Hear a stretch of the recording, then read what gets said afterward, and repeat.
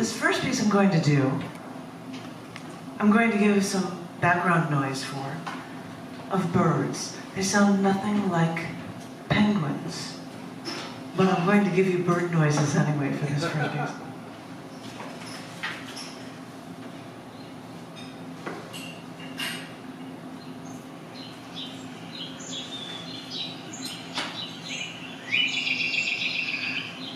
The Gentoo Penguins, they run down the mountain to the rocky edge overlooking the Southern Ocean.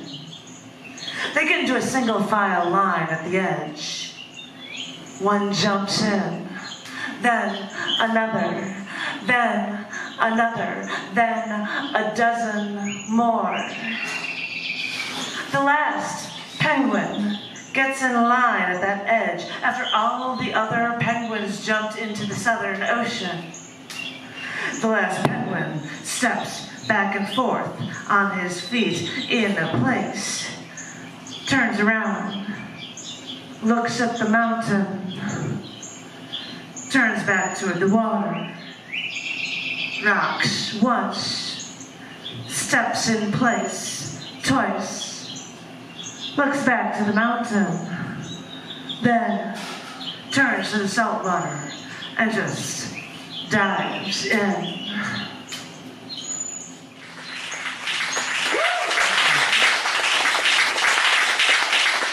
I start with a really, really short one because I work with Scarra Publications, which I'm an editor of 2 literary magazines there, CC&D and Down the Dirt magazines. If you want to know anything about them, go to http://scarras.tv.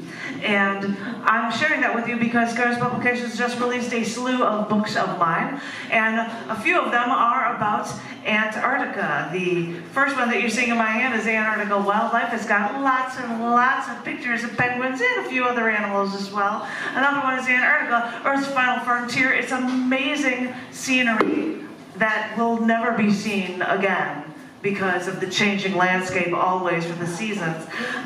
Their color images, they are available for, I believe, $17.99 and $25.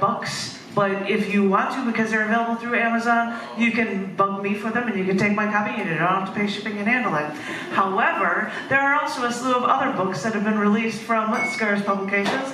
I'm really thrilled because this year, a small book that has sections of interviews of mine as well as journal entries and select poems over many years has just been collected and put together and is called In Depth. And since I'm wearing silver on this cover, I figured I'd wear silver for you guys now. But it starts with a television interview when I was on CBS News in 1990, and the poetry reflects things in my life from my working as an acquaintance rate workshop facilitator. It does 911. It talks about me almost dying in a very severe car accident and relearning how to walk and talk and eat, and there's all sorts of stuff in here. And this little gem is only $10. And you don't have to pay the shipping and handling if you want to buy one of these copies off of me right now. $10? Only $10 to get it. Holy cow, that's incredible! I can't believe it. I told you I was the literary magazine editor of CC&D. This is a collection of my material that has appeared in many, many, many issues and chapters of CC&D that is called On the Edge. And if you can see how huge this is compared to In Depth, this was only $12.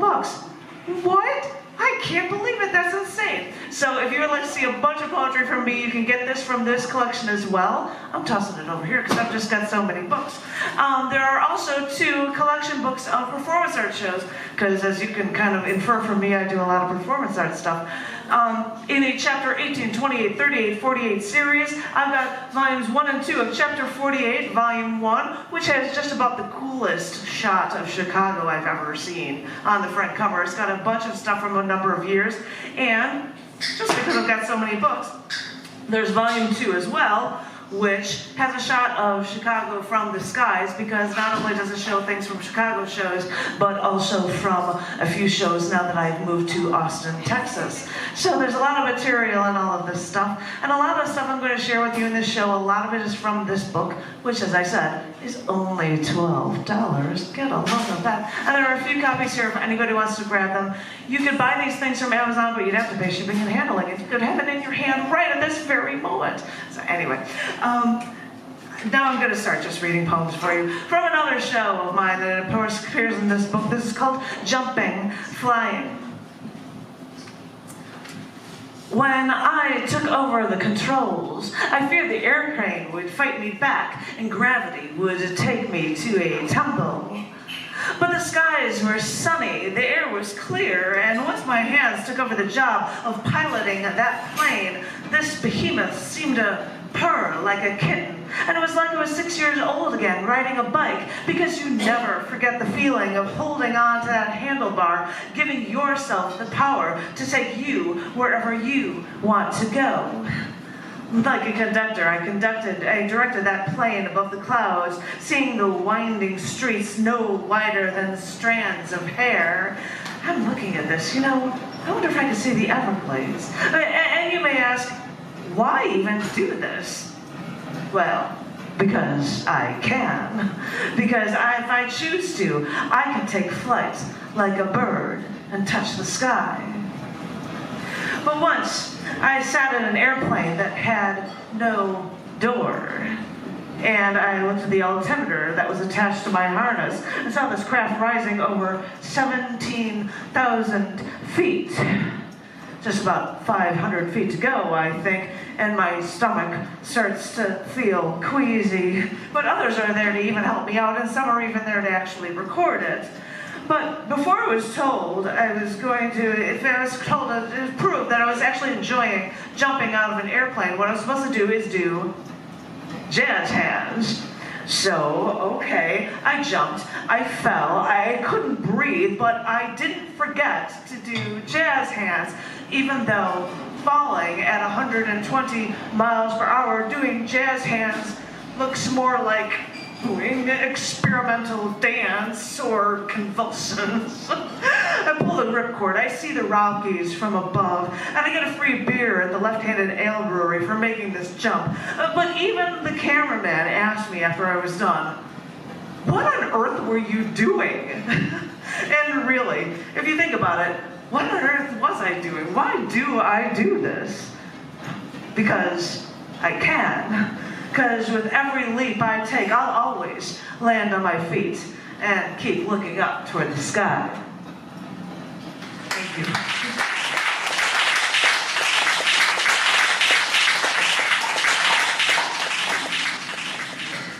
The only true happiness this way lies. I'm here to usher in a whole new millennium. I'm the new savior, the savior of science, the savior of survival, survival of the fittest, survival of the best. And I'm here to tell you that we're starting anew. So fasten your seatbelts, place your seat trays into their upright and locked position. First, a bumpy ride, and I'm here to tell you why. I'm here to usher in a whole new millennium, millennium of reason and logic and strength, and you need a leader, so I'm stepping up to the plate. You keep asking for a big brother, and I'm here to set you straight. You want someone to wipe your noses for you? Well, pick up the damn tissue and do it yourself, because when you give up your rights, you take away mine, and we're not having any of that. I'm here to usher in a whole new millennium. And they say that Eve ate from the tree of knowledge, but she shouldn't have stopped just there, because it's now time to take it all back. And I'm here to tell you how it's going to be done.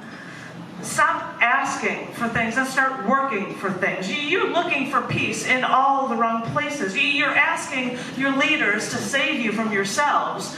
But your leaders are losers, and they're worse off than you. It's time to make choices, and it's time to lay claim to everything that we've been blindly giving away, because I'm here to usher in a whole new millennium. Take charge of yourself, and I'll take charge of me. I'm my leader, not yours. So wipe your own damn noses. And take it in your own hands. People, mold your own tools. This is the new millennium, and this is your chance, because no one should be showing us how to fail. People mastered that feat a millennia ago.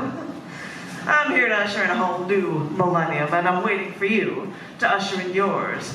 Because the only true happiness this way lies. Thank you.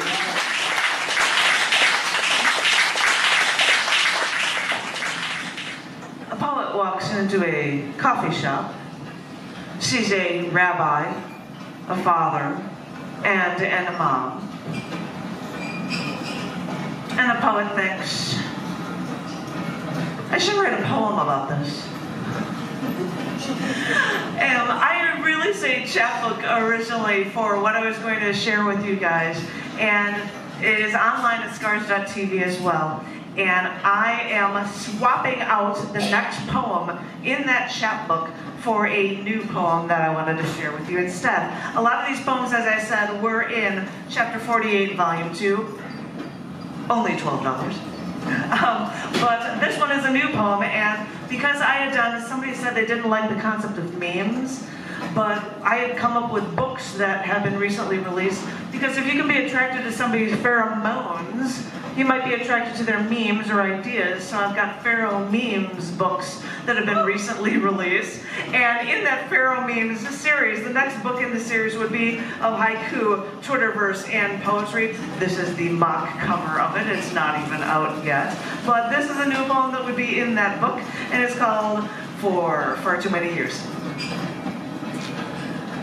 After news reports of fires along the coast of California and through national forests, they filled half a newscast, and a reporter then said on live TV, "We now have to learn how to live with fire." Live with fire, he says. After I've escaped the gates of hell and am now forever forced into purgatory, I spend every waking moment licked by flames. I know what it's like to be parched, because all this time I've been scorched. And I wonder why everybody else hasn't been living with hellfire all this time already. It's been around us since the beginning of time. It's been there, it's always been there for far too many years for it to not find you. All this time, it's been breathing down your back, teasing you, whispering to you, calling to you.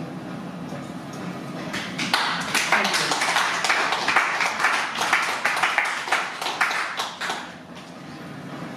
I had a dream the other night. I walked out of a city to a farm road where the square acres of living land just started to bloom, displaying a colorful checkerboard quilt as far as the eye could see. I walked along this empty road next to the crops at 3000 South, and a small little pig walked right up to me.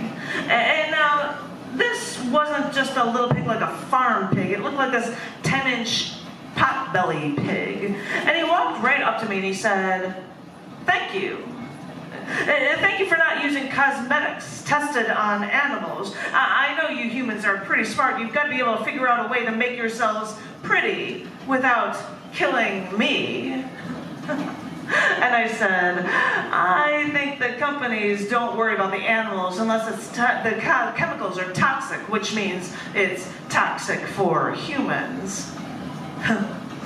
The little pig then snorted. "Which lives are worth saving?" the little pig then said. "Cutthroat corporations don't answer questions like that," I said. And he said, "I know, but thank you anyway." And yeah, I had that dream the other night where I walked out of the city and there were neatly paved bicycle paths and trash cans every 50 feet and trash every 10. And then in this dream, a raccoon came right up to me. She had a few little baby raccoons following her. It was so cute. I wish I had my camera. And she spoke to me, and she said, "Thank you. Thank you for not buying furs. I know you humans are pretty smart. You've got to be able to figure out a way to keep yourselves warm without killing me." And I said, "You know they don't do it for warmth. They do it for fashion. They do it for power." And she said, "I know, but thank you anyway." And then I walked a little further in my dream, and there was this stray cat. She still had a little neon collar around with a little bell, and she walked a few feet, and she stretched her front paws. Oh gosh, she looked so adorable. And then she just walked right up to me, and she said, "Thank you." And I said, "For what?" And she just looked at me for a moment. Her little ears were standing straight up. And she said, "In some countries, I'm considered a delicacy." And I said, how do you know of these things?" And she said, "When somebody eats one of you, word gets around."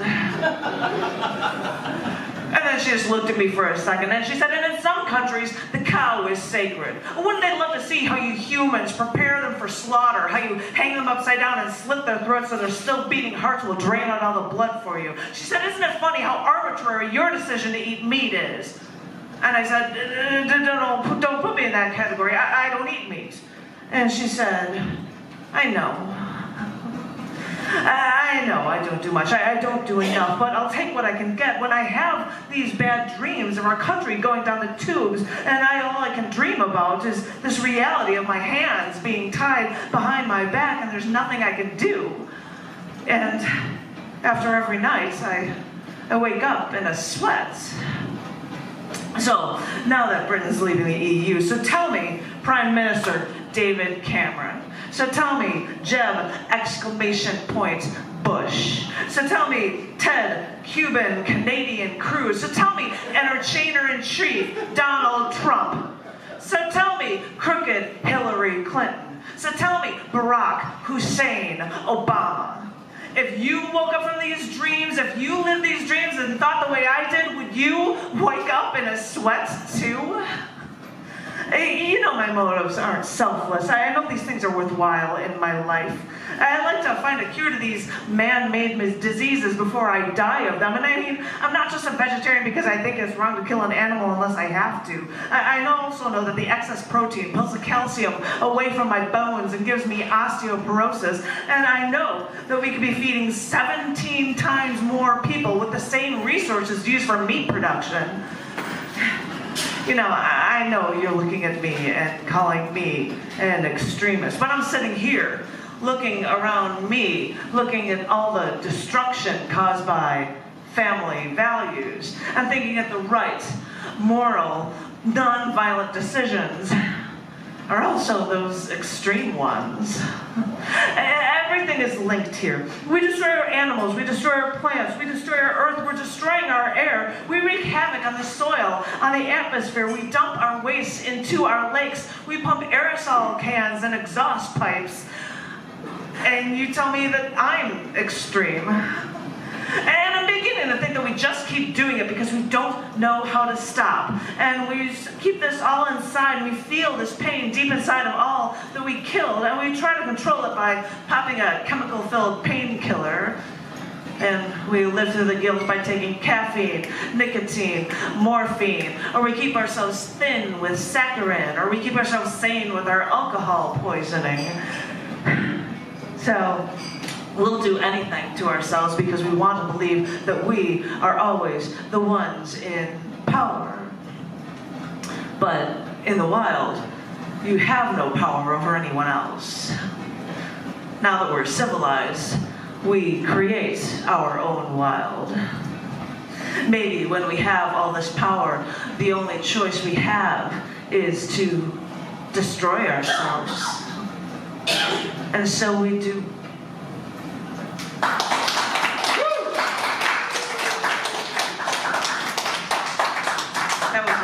That was a long one, thank you. And yes, it's a joy being in Texas. Sorry, I miss it here so much, and I love you guys, I do. But you know, in Texas, you see like giant flags, US flags, waving for pride and everything, but you also see bumper stickers on cars telling everyone to secede. So as I try to make sense of that. Exactly.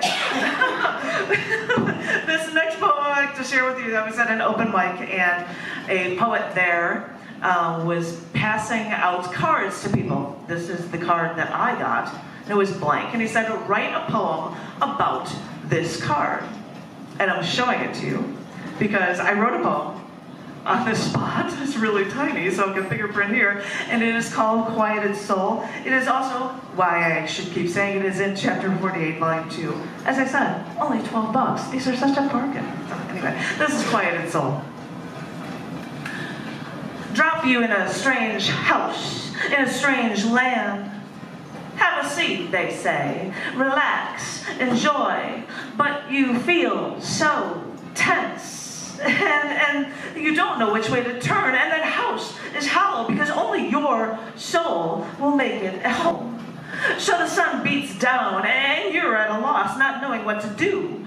So you slowly sit down, catch patches of grass in your peripheral vision, wonder what steps you have to take so that you can build a ladder to the sun and turn down that damn sun, because with the sun so strong on this foreign soil, it scorches the streets and strips the life from all of our souls. So, sit here stoically as the sun stares at this strange land. Search for ways to quench that quieted soul once more.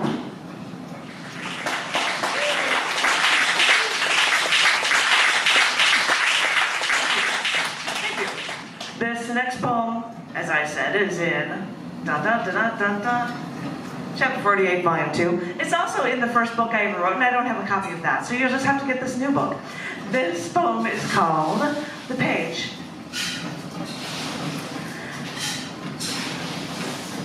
And you could still appear in the paper I held in my hand, rippling page waves of the dorsal fin of a shark circling my head, watching its prey. I could touch this page and still feel the rose I threw over the mahogany box in the November cold, the grass covered with ice, cracking each time I took a step toward you. I could feel the pain in the paper, and I could still feel the cold marble freezing my fingers, and the etched message on the stone would still take hold of me the way you did. All I had to do was look at your writing and feel the blood rush, feel your breath on my neck, feel the fist coming and jumping out of that page and hitting me in the face. I could feel it.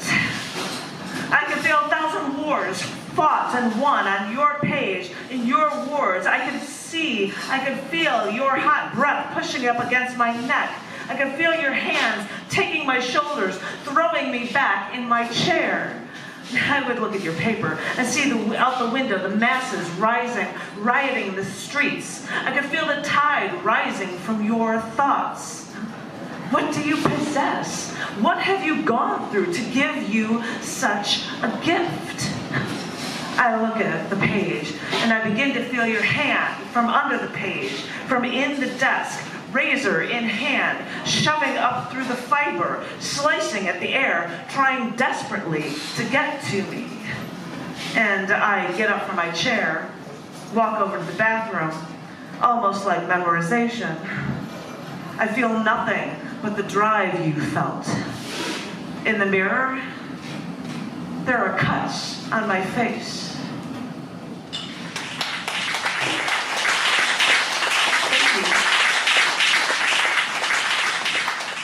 I asked if this would be long enough and it's okay if I do this poem, and they said yes.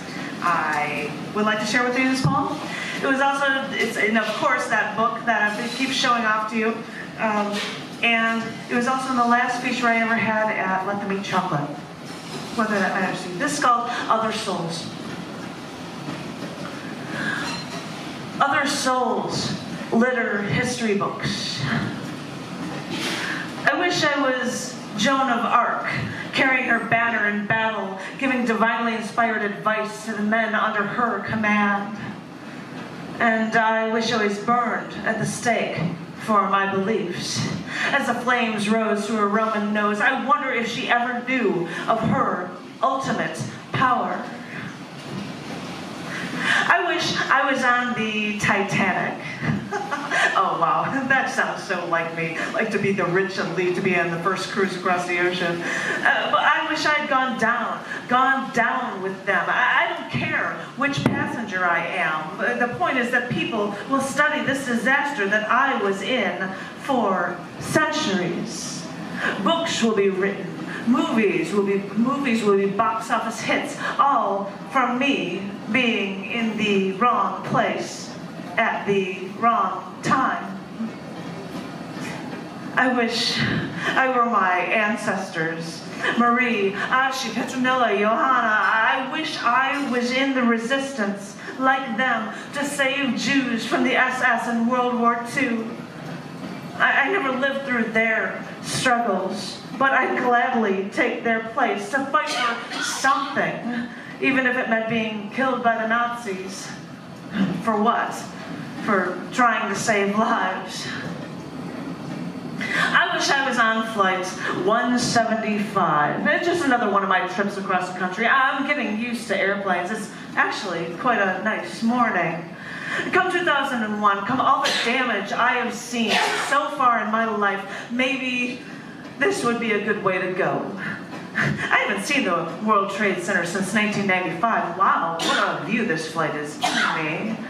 And maybe I'd hear from a neighboring passenger's phone call about the hijackers. No matter, because I would get the Inferno and I'd see it from the North Tower before I'd take part in a big inferno myself. Some time for panic, and then, just like that, it's over. Years later, my name would be cut through metal, memorialized around that fountain for the once fallen towers. Yeah, it would be quick, but people would come to this New York intersection by appointment only and run their hands around the letters of my name.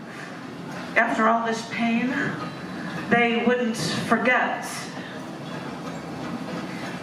Other souls litter history books. Some may have been great. Some, as I said, may have been at the wrong place at the wrong time.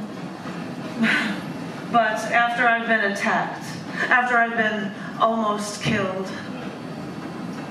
what?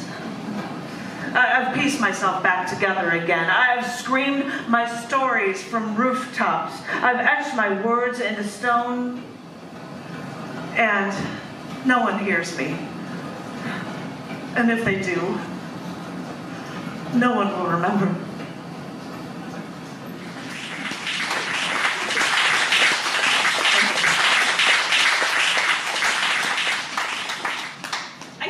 These are all in the chapter 48B2, but this one right here, just because I happen to know this one, Yearning to Break Free, is not only in that, but is also in one of my Fairmemes books, show poems from past performance art shows, and like the others, I've only got 2 copies of this one, it's only $10. Get a load of that. What a bargain. This is called Yearning to Break Free. Asked a guitarist once why he's always breaking into song. He told me that he always had to fill his head with music, or else a billion ideas would overflow his brain and he wouldn't be able to focus on anything. I thought about this, and I wondered if this was the plight of the creative. How that we're just bombarded with all these ideas. They attack us, they assault us, they bombard us, they infect our brains. And then every once in a while, we let one crystallize.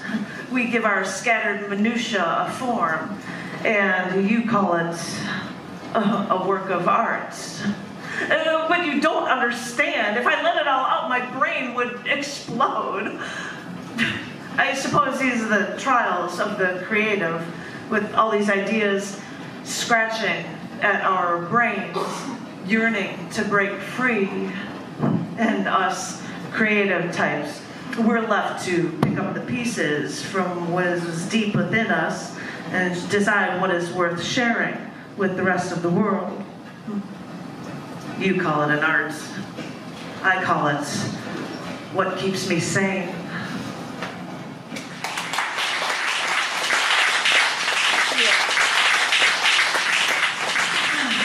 I have one more for you, my darlings. And yes, some of the poems in here are also in because I haven't had a chance to show it off. My regular poems from Pheromemes, the original Pheromemes book. These will all be available here, and as I said, only $10. Only $10? What? Are you kidding? And you don't have to pay shipping and handling like you would if you ordered these things through Amazon. You could have them. So easy. God, it's incredible. But anywho, this is my last poem, and I just want to say I love each and every one of you. Desperately. Thank you so much for being here. I love you all. This is a poem, well, this is like my future imperfect mix of a poem called I'm Not Sick, But I'm Not Well. I'm not sick, but I'm not well, and I'm sure there's something that I can do about this. About the aspirin, the Tylenol, the ibuprofen, the codeine, the Prozac, the Vicodin, the oxycodone, and you know, these sleeping pills aren't knocking me out anymore, and that thermometer is down my throat, and I'm gagging. I'm not sick, but I'm not well. The doctors find nothing wrong with me, and believe me, they've taken the tests, they've taken the x-rays, they've stripped me down to make me wear one of those god-awful paper robes, and they've put probes on my head to monitor my brain, and they've strapped me down, and they've injected me with drugs until the veins in my arms were itching and screaming. It was like they were shoving demons under my skin. I'll rip that needle out of my arm. I'll rip myself out of this gurney. I will try to break free because they always find what they're looking for, and they never find what I'm looking for.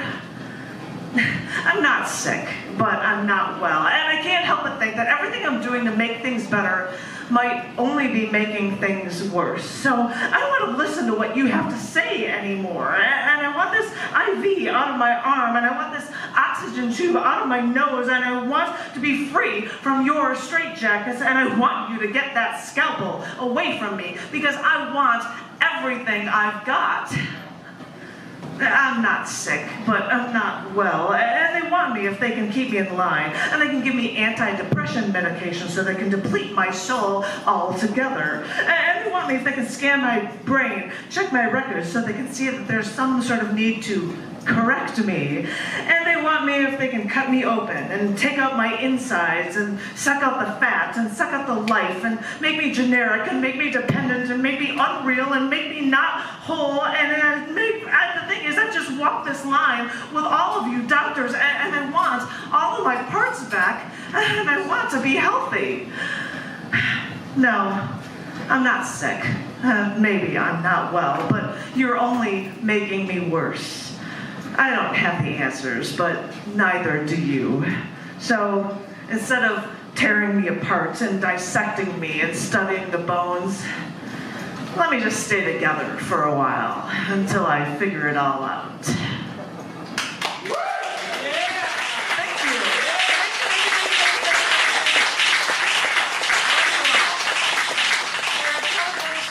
Because, you know, Scarra Publications, and I'd love it if you had any interest in just all there. And please, somebody get on up here and say that there's somebody coming up. I feel like I'm taking over as a host. I ran an open mic at Gallery Cabaret for years, and Rashka was my sidekick, and I don't know if he's still here, but I feel so natural. Give it up. Come on, my darling. Thank you. No, thank you too, Reagan. Keep it going for Janet, please.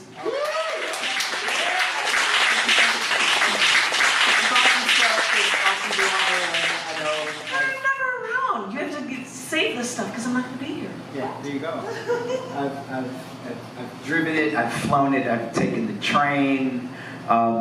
It's actually a very nice city to go home to or be from. I like Austin a lot. But yeah, that stuff costs money. So give Janet your money, please. Give her another round of applause.